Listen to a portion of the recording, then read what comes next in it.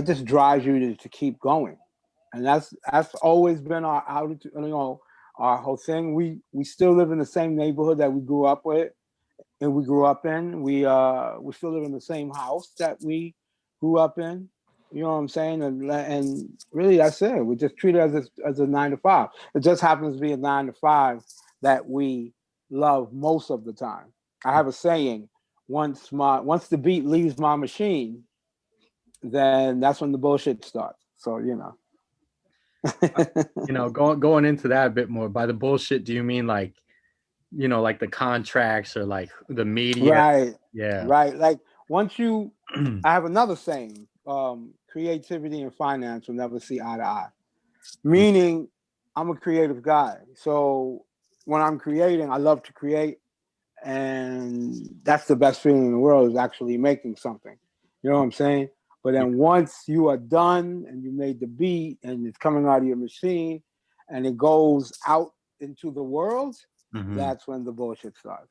It's funny you mentioned that, because I was talking to Do It All from Lords of the Right. Underground, and we were talking about the same concept that when you're in the studio, or when I'm here talking to you, this is me being creative.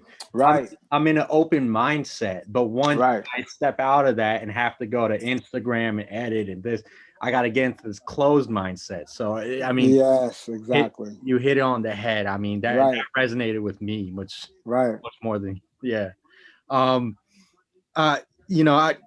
I'm sorry for repeating myself so much, No, but it's cool. It's cool. because of the time constraints, I want to jump between these 3 questions. The interview is literally 3 questions, and we just have a discussion about it. Right. Right. Right. So you're talking about going into these moments like you did at Fat Beats, and you could see it. You're like you're zoned in. Right. Like, okay, I am the lion. This is the gazelle. I gotta kill this. Right. Right. What are those moments like for your creativity or your ambitions to go into something and say, yeah, I'm gonna fuck this up tonight? It's just, you're the guy that, like, all right. So once you hit those turntables, once you're on those tables, it's people are there for the show. Yeah. And people are there to have a good time, and you have to block everything out. You may come in and you have your DJ friends and everybody's there and stuff like that. But once you get on those turntables, it's all bets are off. Like, you gotta go ahead and do what you gotta do, so people could talk about you at the end of the night. Yeah. You know what I'm saying? So it's just you always got to be on point, and always remember, you never know who's listening. I got a lot of job opportunities from being on those turntables. Like, people feel like once you're on those tables and you sound how the way you sound, they're like, yo, this guy knows what he's doing, or this guy, he gets me, or this guy, he knows his music, and blah, blah, blah. So you never know who's listening, man. Somebody's paying attention, and usually that person that's paying attention is the right person. Yeah. Yep. So that's always been my game plan. Have you ever, I guess this is a side question. Have you ever entered a set where you might have been flustered to go into? Like, overwhelmed? Yeah. Or has it always been, yeah, tonight's the night, I'm going to fuck this up and, get the job done? For certain parties, I preset my sets. Like, I kind of feel the party out.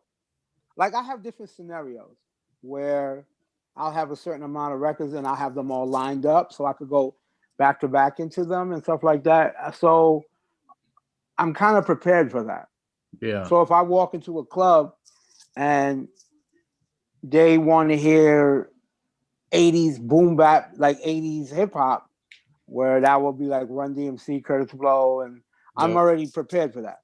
But then if it's more of my peers, it's going to be 90s hip hop, Tribe, Outkast, everybody Naughty by Nature, all lined up. I have it all ready, so I'll always have something prepared. So because like I said, I follow that model, that whole thing, man. Like, you never know who's listening. Oh, You're there to impress. You know what I'm saying? That Fat Beat set right there, I remember preparing records just for that set.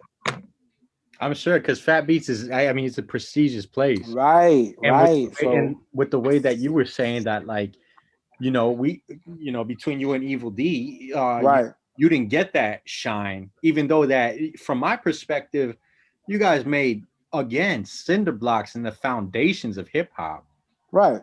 Um, I can't imagine the type of preparation it must have for you to do something like this.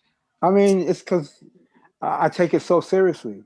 And Yeah. now my son is following in my footsteps, so I always try to give him the same type of knowledge and hoping that he would attack the same thing that his dad attacked.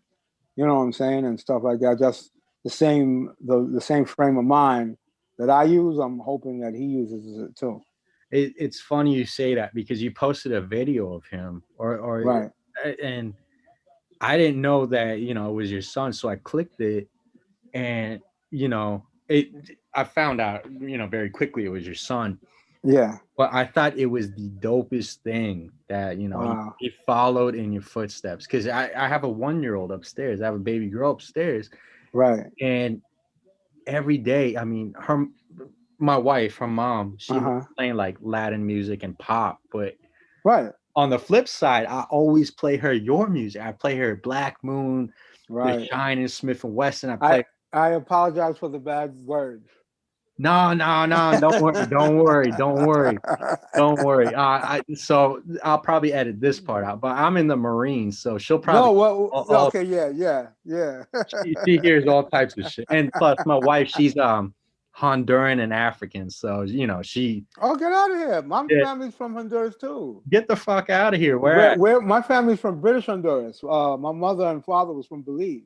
Oh, no shit. Yeah. My wife's from La Ceiba, so I think it's on the East Coast, the very. Yeah, that's the Spanish part, Spanish Honduras. Yeah, it is. Right. Mixed with the Garifuna people. Right. Yeah. Right. That's dope, man. That's dope. Yeah, man, that's wild, man. That's dope. I'm kind of starstruck. I'm sorry. No, it's all good. It's all good. Even though I can't see you, I'm starstruck still. But I thought it was the dopest thing that your son is, and I went on his Instagram and I was like, yo, he's rocking parties. He's on your show. He's doing this and that. I thought it was the most amazing thing ever. And it's like my dream to have my baby girl to like grow up and be like, yeah, I listened to this pop bullshit. Right. Deep down, I listen to what dad listens to, which is this stuff. You as a parent, you gotta let them love what they love. So my son, he loves his Chief Keef. He loves his all these new guys, the Baby, Lil Baby, Roddy Ricch. These are all the people my son loves. But his favorite group, Wu-Tang. Yeah. You know what I'm saying? Like when he could love both worlds, that's all you can ask for. You got it. You of course you don't have to love their music, but you got to let them rock with their music. You know what I'm saying? Because our parents didn't do that. No. When I played Run DMC, my mother automatically was like, "Yo, that is whack." She didn't even say whack. She just take that bullshit off. She didn't even call it hip hop. She called it bit bop. You take that bit bop off, that noise, and Run DMC wasn't even like, and I'm not even talking rock box, and I'm not talking about King of Rock. I'm talking about sucker MCs where it was just drums. Yeah. And my mother, oh my God, that is noise. Like, how is that noise? It's just a drums and a drum machine and a guy rapping. But to her, it was noise. So fast forward to today, my son is 21. Yeah. But when he was coming up and he was trying to play me his hip hop, his Little Yachty and his Meek Mill and whatever, I automatically was like, nah, that's not it. That's funny. Oh, Dad, you don't know what you're talking about. Everybody got bars to him. Bars, Dad. That guy has bars. I said, no. I said, listen, Terrell, you don't know what bars is. Take it easy. Yeah, so you Take almost it went full easy. circle with how your mom was to you. Now you're Right. yeah, But the only difference was my mother shut the hip hop down. Boom. yeah, I would listen to what he's listening to. And then I'll go, yeah, it's cool, but listen to this. You know what I'm saying? mhm, Listen to that. You know what I'm saying? So I would play some of my joints and try to try to create a balance. yeah. Yeah. Would that you know a side question asking Mm-hmm. if would he understand the impact that you and his uncle had on the genre as a whole? Well, listen to this story. Yeah. So he used to go to a school in the village, a Ukrainian Catholic school. Okay. And the only reason why he went to that school is because his school prior to that, like it was a certain time in New York where all the schools were just closing down. So he had went to a Catholic school a few blocks away from that school, and it closed down. And majority of all his friends went to this Ukrainian school. It was Catholic, but the only thing it was just based in the Ukrainian. It was following the Ukrainian culture and based in their community in New York City, Right. right? Right. So he went to the school, and he had a music class. So um, he had a music class, and his music teacher was like, "Okay, what we're going to do is I'm going to give you 3 pieces of music. I want you to study, take home and study." The first one was like a Beethoven piece. Yeah. And the teacher gave them, I forgot if it was MP3 or the link, I don't know. The next one was Superstition, Stevie Wonder, Yep. right? So he gave them that. The third one, God's Honest Truth. The third one was The Shining, Smith and Wesson. Get the shit. So Terrell starts laughing. And he's like, "Why are you laughing?" He said, "My father and uncle produced this record." And the teacher lost his mind, like, "Oh my God, for real?" He was like, "Yeah, my father and my uncle, they made this whole album." And he was like, "Oh, that's so great, blah, blah, blah, this and that." So when I came up to the school, he was like, "Oh, yo, thank you so much for the music and blah, blah, blah, this and that." So it was that was one of those moments where I felt like I did something to make somebody in the world happy. Oh man. So I know we're running short on time, but No, no, listen, don't worry about the clock. Let's just go on where we go. I cannot tell you when I say your music had an impact on me. I found The Shine, I found Enter the Stage at like 14, 15, Right, but the amount that I listened to, because I like the beat. I right, love the lyric, but I love the beat. And when I went into that section when I was talking about woodwind and brass and right, heavy right, right, bass, right. it it like cut my soul whenever I would listen to I Got You Open, not the remix, but Right, the original. yeah, where it was like what dun dun.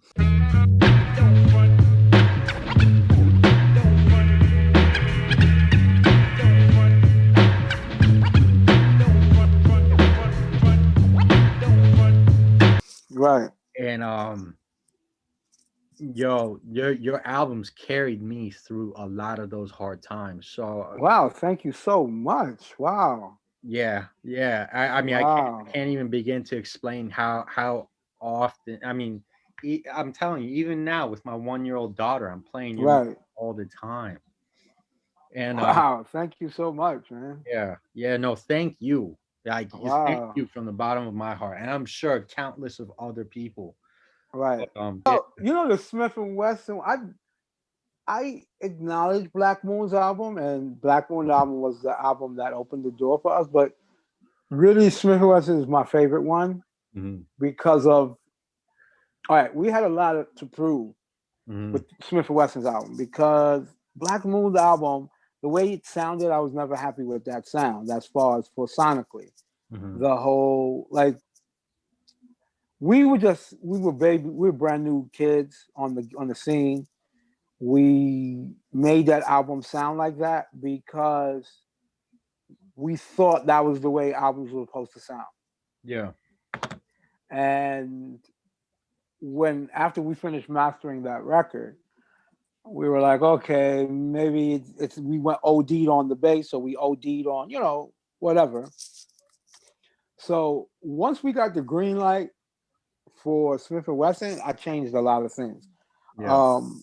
We recorded Black Moon's album. Like, we would go to the studio sometimes 6 in the evening or sometimes midnight, and we would start our sessions for the Black Moon project.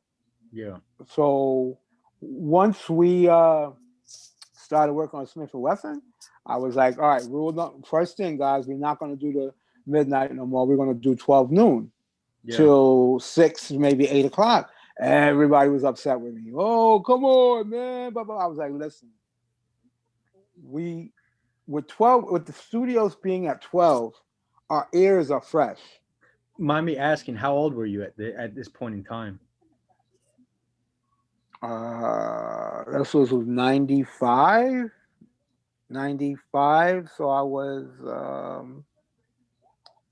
doing the math right now. I'm a little old. Maybe 20,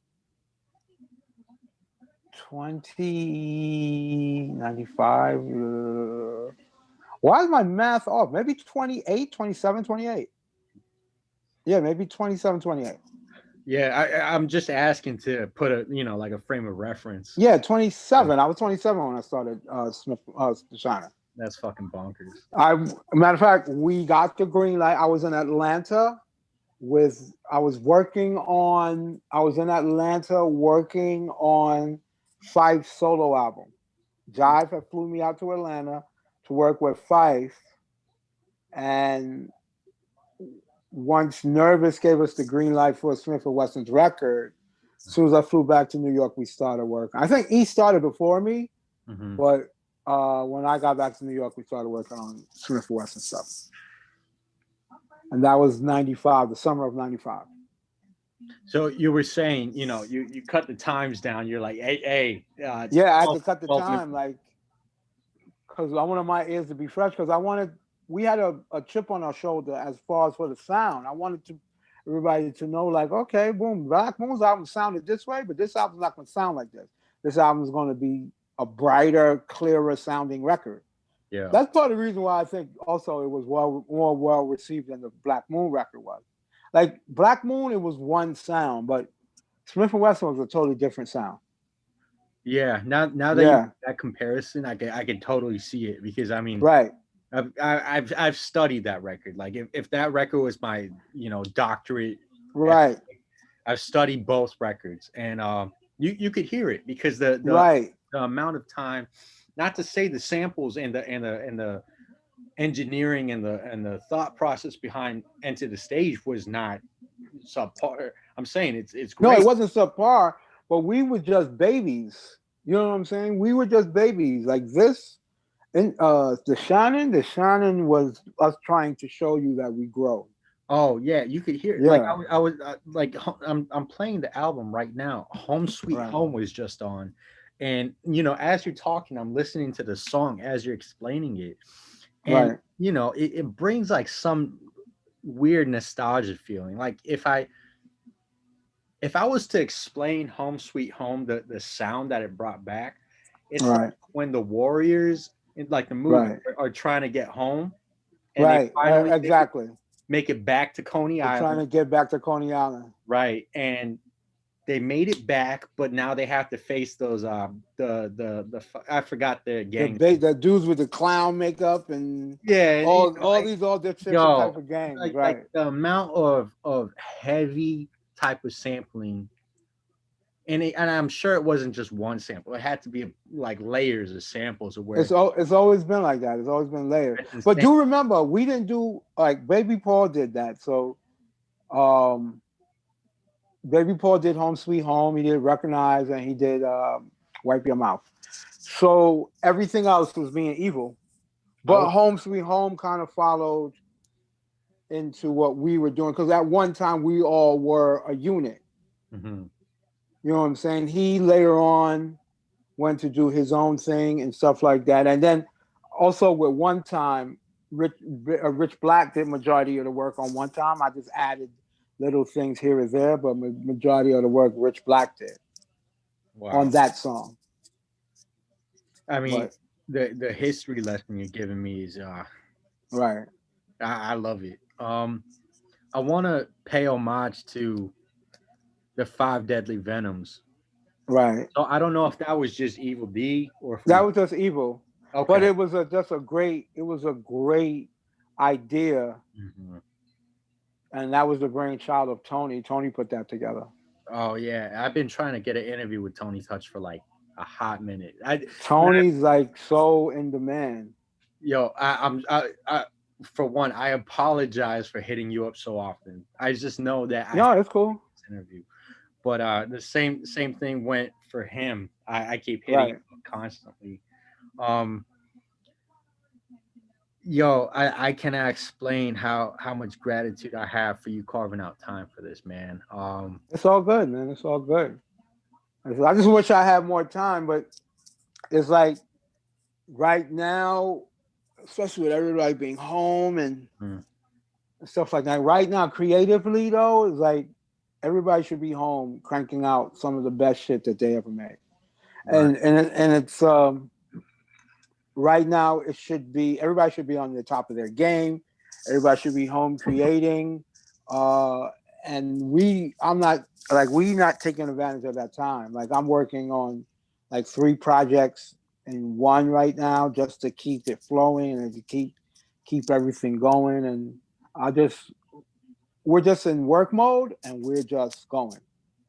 Sure. I see Evil D's posts, and I see your posts sometimes that you're in the studio that you're at right now. I'm guessing, Right. Well, we but have 2 studios. We have a home studio, which we're at out now, and then we have a studio a few blocks away where we're actually mixing and recording.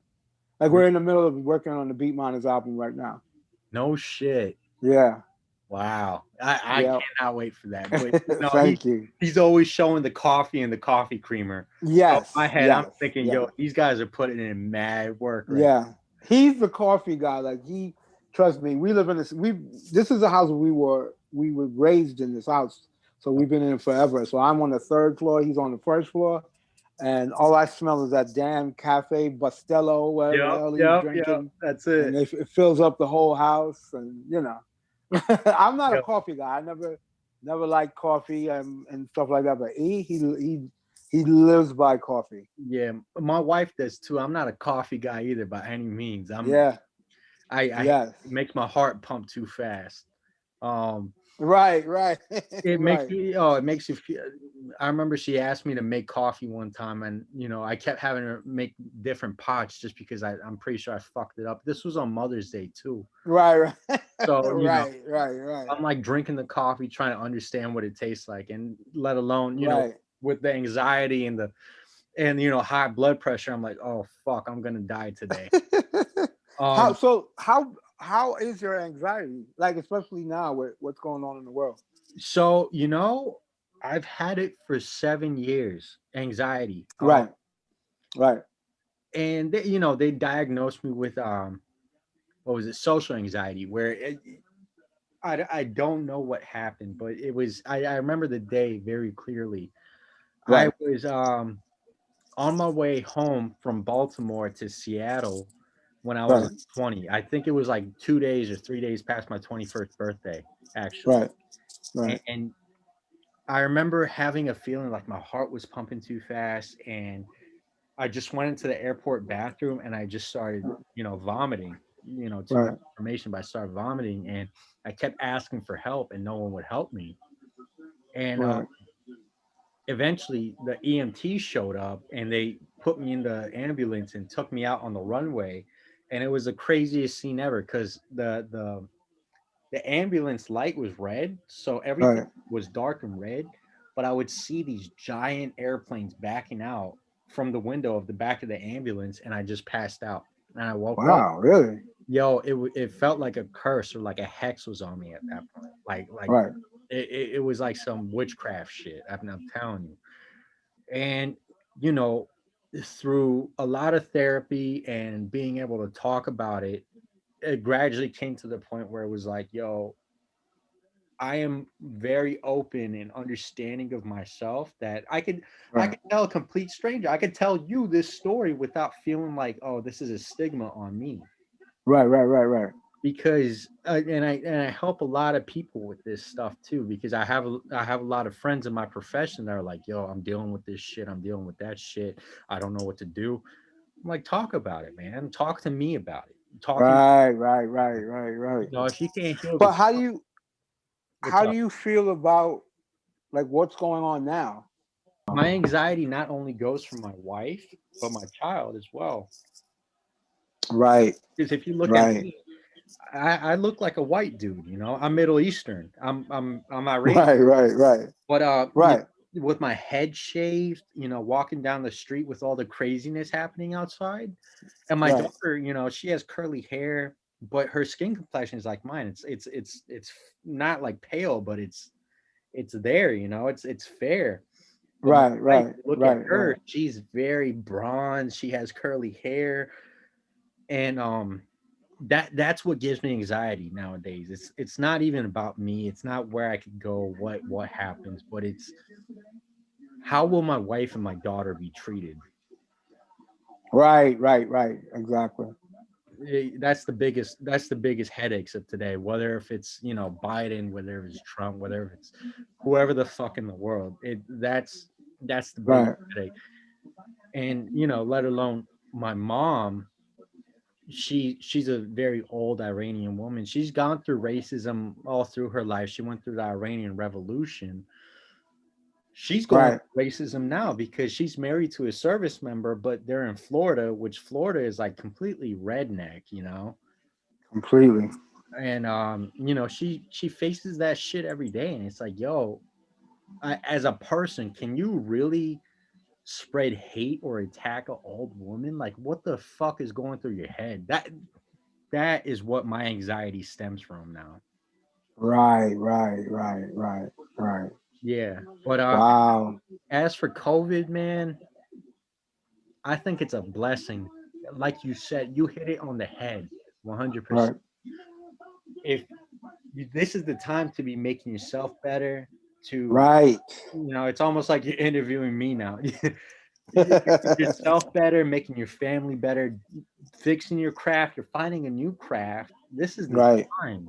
When else are you gonna get, you know, if even if it's a small amount, get paid by the government just to stay at home to do what Right. you want to do? Yeah, we have a lot of time on our hands. Use that. Use it wisely. That's all. That's all. We have a lot of time on our hands. Absolutely. And in your case, I mean, seeing you cut this up in what you said, 2010, 11. That has to be like 2010, 2000. I remember when Fat Beats closed, it was a big thing. I And can't. you know, with Fat Beats, I met a lot of good people at Mhm. Fat Beats. I remember meeting Little Brothers there. Like when they first came to New York, they somehow got my information, and I was like, "Yo, what? Meet me at Fat Beats." And I met them. I met all three of them there Yeah. when they had came to New York, and they were a bunch of good dudes. I can't imagine what you are like now. You know, like going from this, go into it 10 years, Right. future tense. Now, I can't imagine what type of things are going to be on this next album you're going to put out. Well, the name of the album is called Stifled Creativity. So, meaning that while everybody was doing what they're doing as far as producers wise, we stayed the way we were because of what our fans says to us, like, oh, when you made this record or when you did this, it changed my life, and your production style, we love your production style. And it was, I just really, it's an essence type of record. Wow. You know what I'm saying? Like, we have one song, I did a song with KRS, and I did a bunch of songs with KRS, but this one song that we have on this record is the record I always wanted to make with him. Really? Yeah, it's to me, it's criminal minded. By All Means Necessary. It's you know, Return of the Boom Bap. Is those 3 records put into one on Wow. this one song. And this is on this coming up record you got coming? Yes. Yep. Wow. Yep. Like I don't this wanna, record was, I'm and sorry, go ahead. and majority of these records were like records that we've been sitting on for years. We just finally got the green light to put them out. I was gonna go into asking, well, without divulging too much information, when are we as your fans gonna see this record come out? I'm pushing. Hopefully by year's end, you should see it. No shit. So Hopefully by years. I've been working on this record for a long, long time. wow. So Yeah. is this you and your brother, or is this just you? No, just me. Well, everything is me and my brother. Yeah, So yeah. it's me and Evil. Yeah, it's me and Evil. I thought, Yep. yeah, I thought that was. Yeah, I'm used to seeing him with the hat and the dreads. Right. I thought it was him because the TV covered the frame. Well, he always wears that because his dreads are super, super, super long. Yo, I remember he went on Instagram Live a few times, and I would just bombard the Instagram Live. I was like, "Yo, Evil, how can I get an interview with you? Yo, blah blah blah." And he would always tell me to email this guy, or girl, I don't know, but It's yeah. He has this. I don't understand why he does he's busy, that. man. He's a busy guy. After we finish, I could work. I could talk to him, and I could get you and him together. Really, Yeah, I can make that happen. God bless, man. Oh my, yo, I don't know you from a day from yesterday, but It's all good, man. It's all good. it's been a big blessing. I know we didn't get the introduction at all because Right. in my own starstruckness, I sped into it. But with me tonight, uh, if you haven't heard of him, Mr. Walt from the BeatMinerz, and I can't go on enough about how much his music, let alone his brother and his music conglomerate Right. meant to the community. But you want to talk about Smith and Wesson, Alpha Rod, Tribe Called Quest, Heltah Skeltah. Right. You've been there, you've done that. Right. Uh, from the bottom of my heart, thank you so much for this, man. Thank you, man. Thank you for all what you have done. Thank you for supporting us. And this is a great thing right here. This is a great thing that you got right here. Thanks, brother. I'm hoping to grow it slowly but surely. Not gonna give up. Right. Again, like you said, COVID definitely put in a lot more focus in what you may want to elevate, and this was one of the things I wanted to elevate. Talk to my personal heroes, the people that I had hanging on my walls, which I really did have your vinyls on my walls as a kid. Wow, really? Thank you. Yeah, Wow. yeah. I told this to Mr. Len, DJ Kilu. I had the Freestyle Fellowship, to whom it may concern. I had Right. Flow, Fun Crusher Plus, and Right. I had Black Moon Enter the Stage. Wow. Yeah, yeah. As a kid growing up. Wow. Yeah. That's one of my best friends too, Mr. Lin. I love that guy. That's my little brother. He's so funny. Yeah, he's the best, man. Yo, I'm sorry to prolong this, but No, it's cool. It's cool. It's cool. Piece. I was doing the interview with the Juggernauts, Right. and Mr. Len was in it as well. And they were saying, yo, if the party kind of got dead, we would just throw on a Nervous record joint on. And a lot of the feedback that I got from the people that watched the channel is I didn't know Black Moon or Smith and Wesson had that much of an impact or influence on people rhyming that the Juggernauts or whoever that came out. Right. I mean, again, you heard my story, you heard the Ukrainian teacher story. I'm sure you heard right stories since, but that's just another story to throw out there. How much of an influence your music had. Wow. That's like when people say that, it's just it's really, it touches you because you feel like I said, you did something that touched somebody. I don't care who it is. I don't care where you are. if something we did touched you, that's I feel like my job is done. Oh yeah, and you know, Queen Heroine, she was like, I like this track. Breeze Brune, he's like, yo, I Oh, you know what? For some reason, I've I've never met her. I want to do something with her because I like I heard a record with her and Star and Ty Phoenix, and she was really dope on this record. you should. Yeah, As a consumer, as a fan, you right. should. I'd love to see it. I'm gonna I'll get tag the you in. courage. I'm gonna get the courage to hit her up one day, and maybe we can take it from there. I think she's out here. I think she's Oh, she is. She in New is, man. York. I think she's in. And I don't want to give her borough away, but I know she's out here though. I know she's out here. She she was talking about you and Evil D. She was like, yo, they're completely humble guys. I love working with them, or I love talking to them. Yeah. I think I have the clip on the page. I'll tag you in it. Okay. Cool. But she was like, yo, I love this track. Breeze was like, yo, I love this track. Len was like, Well, yo, Breeze used to work with us. We used to work with Breeze. Fat Beats. Yeah, we Yeah. used to work with Breeze. Yo, Breeze used to come here, and we would like. I think we have a couple of records with him. Yeah, we did a couple of records with him way back in the days. really? Yeah, we Breeze ever flowing, right? Yeah. Yeah, yeah. We have a couple. We did like maybe one or two joints with him here. I remember that. That I remember. We did it. We just had just got this machine. This I forgot what it was, a track machine that my brother Evil is he's the equipment guy in BeatMinerz. Yeah. I'm the record guy. Like I'm the one I can tell you what record is what and who used what on what record and blah blah blah this one because I've always been the record guy. Mhm. But E is the tech guy. He's the guy that knows all the equipment.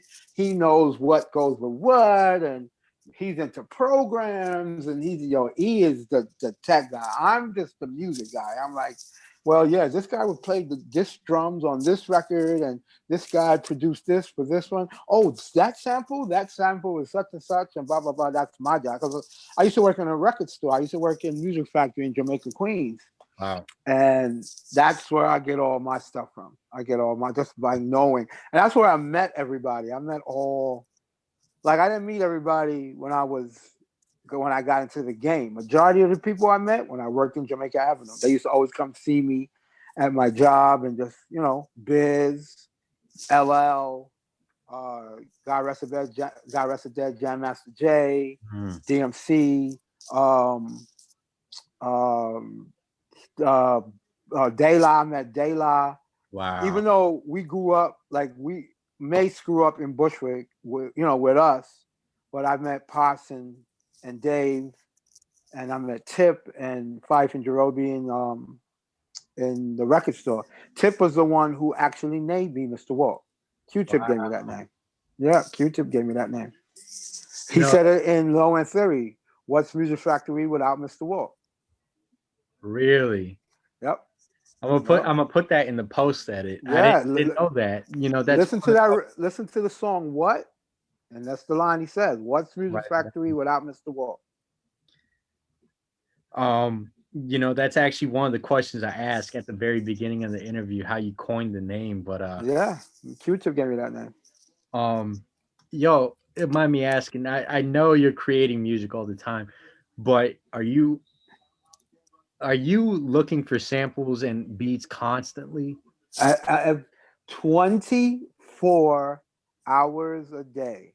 And I'm going to tell you why. Tell me. I'm always trying to find something new.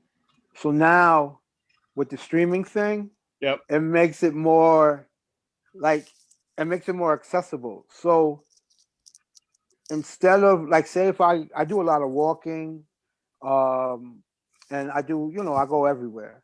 So say if I'm looking for something to work on, say if how you got the streaming thing on your phone, I'll just play the new Kendrick Lamar, or I'll just play the new J. Cole record or whatever. That won't be me. I'm going to play that Gene Harris record that I didn't buy, or um, that old Moody Blues record that I just don't have in my collection. That's what I'm listening to. So can I know you're probably, you know, if I'm probably a kindergarten teacher compared to you. You're probably like a PhD at, you know, MIT or something. Right. But uh a constant band that I keep throwing out there, not because I want to publicize them. They're already very big. They're under the Daptones records. Um is the Budos band. Have you heard of them? The Budos band? No, I never heard of them. So they're 9 to 13 dudes from Staten Island. Okay. They play Fela Kuti and Nice. Afro Caribbean. Can I play you some? Yeah, sure, sure. Oh man, because in their interview, they've been out since 2005. I heard them at a b-boy jam because I used to b-boy for like Right. from like 9 till 25, 26, and then Right. my body gave the shit. Let me play their stuff because Right. I promise you, and I told them, and I told the Juggernauts, and any MC or DJ that I meet, I always put them on because I tell them, if you are not sampling the Budos band because they sound like they're from the 70s or the 80s, they need to start, because if you know, first come first serve. And in So the you're promoting. You're like you're promoting them. I That's am, good. but I'm not, because you know I'm not gaining anything. But I know that if a producer like you just hear me out 1 second. Right. Can you hear it? I can hear that.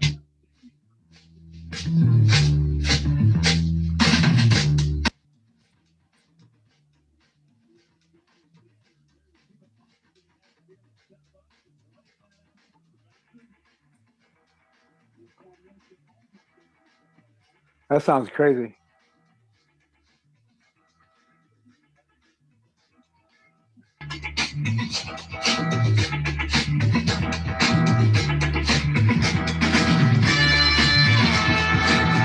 That's dope. Yo, they've been out since 2005. They're under the Daptones records. That's dope. I like that. Yo, I'm telling you, they're actually being considered to play for the 2024 Olympics for b-boy. Nice. Nice. Yeah, and They're on Spotify? they're on Spotify, they're on YouTube, they're on whatever. Right. I'm You gonna know, go. I'm gonna listen to them. You might. They might have a new fan. no, I the only reason why I imparted that wasn't because I don't mean to promote. No, you're. What you're doing is you're sharing music, Absolutely, and that's dope. and as a Like, listen, there's nothing wrong with what you're doing. I do that too. If it's something that's really hot, I would tell somebody about it. Like, there's a new band, not a new band, but there's a band that I'm kind of like constantly listening to, and they're called Salt, Sault. Yo, listen to them. They're dope. Sault. I got it Salt. right here. They're dope. I don't think they're a new band, but because I don't know what new is, but yo, their shit is hot. Yo, then in this, I guess it's a trade. It's right. I'm gonna shoot you the YouTube links of the track Please that do. I found, and I only share that because in a person that appreciates the art, Right. and you know, to my ears, music has a movement, has an energy. Right. I'm sure you could hear it. I'm sure you could feel it, and I'm sure you will be able to pick apart something that you will ultimately enjoy. Definitely. I would love to. Like, I'm gonna really get into them and listen to them. Yeah, yeah. Actually 6 albums. Wow. Yeah, someone took their music and put it over Wu-Tang acapellas. And called it the Wudos band. And they didn't make the record, but it sold like hotcakes. Wow, Yeah. that's Um, dope. yeah, but I don't mean to digress too much. I I don't want to rob you of your evening either. But how we looking? I mean, we're. Yeah, you know what? We could wrap it up now. But definitely, I want to come back and we could do another day. Yeah, yeah, yeah, absolutely. If it's Yeah, we could do it another day, definitely. And uh, I'm going to talk to E tomorrow. Cause okay, we got we're in the studio tomorrow. I'm sure. definitely going to tell him um, to definitely kick it with you. So because he's got more stories than what I have. Like I have my stories, but my brother he has his stories, and he's seen more than I've seen. My Uh, stuff is more local stuff. He sees stuff everywhere. Everybody loves Evil D. He's a goddamn mayor. oh man, I cannot wait because some of the stories I hear from all the MCs or DJs or B boys, my jaw just drops. Right. I want to thank you again. Thank you. Thank you, sir. Thank you. I'll be sure to send you that music, and Please do. I hope you have a good night and have an awesome time at the studio, which I'm sure you will. Um, if there's anything I could do to help, let me know, man. I'm here. Thank you. Same here, man. Whatever you need, I got you. Awesome, brother. Peace. Take it easy, man. Cool. Peace, man. Peace. All right.